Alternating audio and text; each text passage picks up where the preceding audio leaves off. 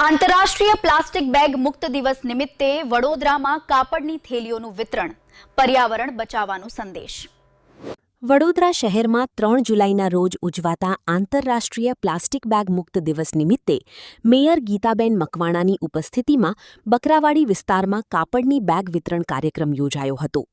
State bank of ઇન્ડિયામાંથી નિવૃત્ત થયેલા મહેશભાઈ ધામેચા છેલ્લા કેટલાક સમયથી પોતાની બચતમાંથી દરરોજ આશરે 500 જેટલી કાપડની થેલીઓ તૈયાર કરી લોકોમાં નિઃશુલ્ક વિતરણ કરી રહ્યા છે। આજે પણ 1000થી વધુ કાપડની થેલીઓનું વિતરણ કરીને નાગરિકોને પ્લાસ્ટિકના બદલે કાપડની થેલીનો ઉપયોગ કરવાની અપીલ કરવામાં આવી હતી। કાર્યક્રમ દરમિયાન પર્યાવરણનું જતન, પ્લાસ્ટિકના વધતા પ્રદૂષણને રોકવા અને ગ્લોબલ વોર્મિંગ સામે જનજાગૃતિ લાવવા પર ભાર મૂકવામાં આવ્યો હતો। ઉપસ્થિત મહાનુભાવોએ જણાવ્યું હતું કે દરેક નાગરિક જો રોજિંદા જીવનમાં કાપડની થેલીનો ઉપયોગ શરૂ કરે તો પ્લાસ્ટિકનો કચરો નોંધપાત્ર રીતે ઘટાડી શકાય। મેયર ગીતાબેન મકવાણા સહિત સ્થાનિક કાઉન્સિલર શૈલેન્દ્રસિંહ બાપુ, ગોપાલભાઈ સહિત આગેવાનો અને રહીશોએ મહેશભાઈ ધામેચાના આ સેવાભાવી કાર્યને બિરદાવી વધુમાં વધુ લોકો સુધી આ સંદેશ પહોંચાડવાની અપીલ કરી હતી।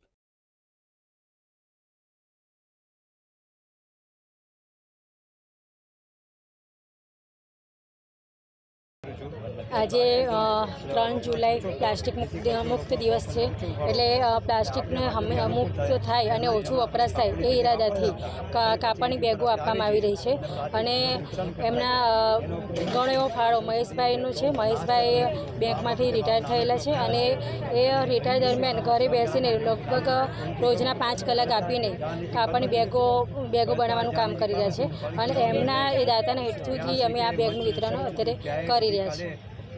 આજે અમારા વોર્ડ નંબર 13માં આજે એક રિટાયર બેંક કર્મચારી જે છે એમના દ્વારા અમારા વોર્ડ નંબર 13માં આજે અત્યાર સુધી આપણે પર્યાવરણ બચાવવા માટે જે પ્લાસ્ટિકની બેગનો ઉપયોગ કરીએ છીએ એ ન કરી અને પર્યાવરણના જતન માટે અને લોકોના હેલ્થ માટે સારું એના માટે આજે કાપડની બેગ એ જાતે બનાવી અને આજે અમારા વોર્ડ નંબર 13માં બકરાવાડી ખાતે એનું વિતરણ કરવામાં આવ્યું છે। આશરે 1000થી વધારે બેગ અત્યારે દેખાઈ રહી છે, એનું વિતરણ કરવામાં આવ્યા છે।